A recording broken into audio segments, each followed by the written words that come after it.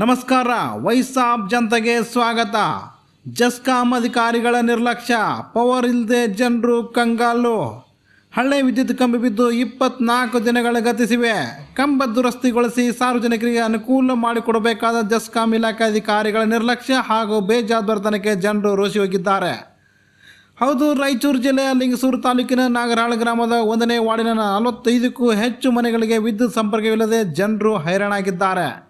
ಕಳೆದ 24 ದಿನಗಳಿಂದ ಹಳೆ ವಿದ್ಯುತ್ ಕಂಬ ಒಂದು ಬೆಳಗ್ಗೆ ಬಿದ್ದಿತ್ತು.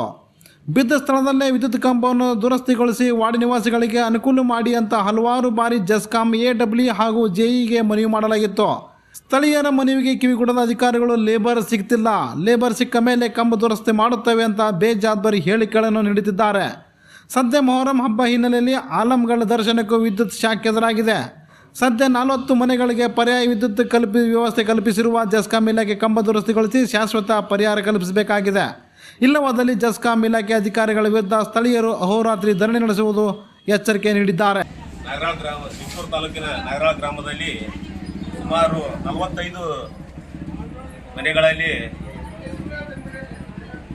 28ರಿಂದ 30 ದಿವಸಗಳಿಂದ ವಿದ್ಯುತ್ ಕಟ್ಟಾಗಿದೆ. ಮತ್ತು ಯಾವುದೇ ರೀತಿಯ ಅವರಿಗೆ ಮನವಿ ಮಾಡಿಕೊಂಡ್ವಿ. ಲೈನ್ ಮನ್ನಿಂದ ಹಿಡಿದು JE AW ಅವರಿಗೆ ನಾವು ಸಾಕಷ್ಟು ಬಾರಿ ಮನವಿಯನ್ನು ಮಾಡಿದ್ದೇವೆ. ಆದರೂ ಕೂಡ ಯಾವುದೇ ರೀತಿಯಿಂದ ಸ್ಪಂದನೆ ಮಾಡಿಲ್ಲ. ಅವರು ನಮಗೆ ಕೊಡುವಂಥ ಉತ್ತರ ಏನಪ್ಪ ಅಂತಂದರೆ, ಮೊದಲು ಅಲ್ಲಿ 2 ಮನೆಗಳ ಅಥವಾ ಇಲ್ಲಿದ ಏನೋ ಒಂದು ಸಮಸ್ಯೆ ಇತ್ತು, ಅದನ್ನು ಊರನ್ನರೇ ಬಗೆಹರಿಸಿದ್ವಿ ಅಂತಂದು ನಮ್ಗೆ ಹೇಳಿದ್ರು ಅವರು.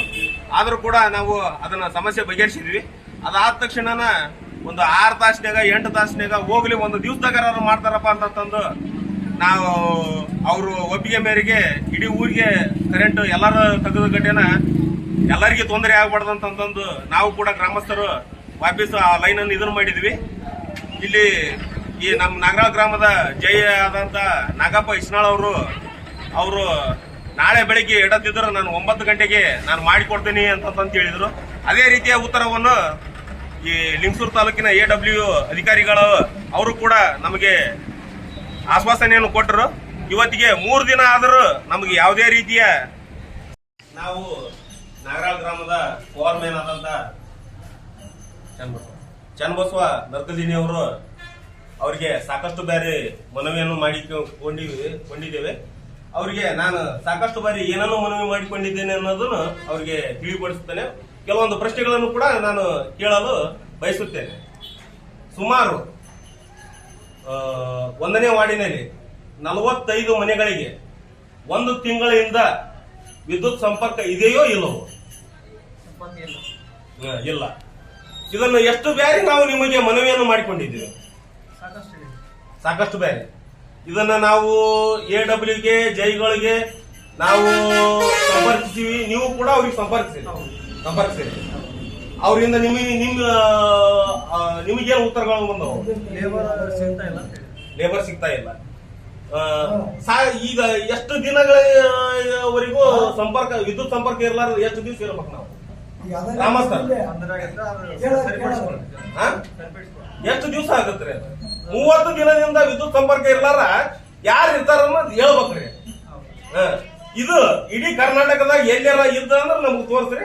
ನಾವು ಇಂಥಲ್ಲೆಲ್ಲ ನಾವು ಮಾಡೀವಿ. ಈ ಜಸ್ಕಾಂ ಇರ್ಬೋದು, ಮೆಸ್ಕಾಂ ಇರ್ಬೋದು, ಬೆಸ್ಕಾಂ ಇರ್ಬೋದು, ಇನ್ನೊಂದು ಇದು ಇರ್ಬೋದು. ಇಲ್ಲಿ ಇಷ್ಟು ತೊಂದರೆಗಳು ಎಲ್ಲರ ಯಾವ ಗ್ರಾಮದಾಗ ಇಡೀ ಕರ್ನಾಟಕದಾಗ ಎಲ್ಲಾರ ಆಗ್ಯಾವ? 30 ದಿವಸ ಗಟ್ಲೆ ನಮಗ ಇದ್ದಾರ.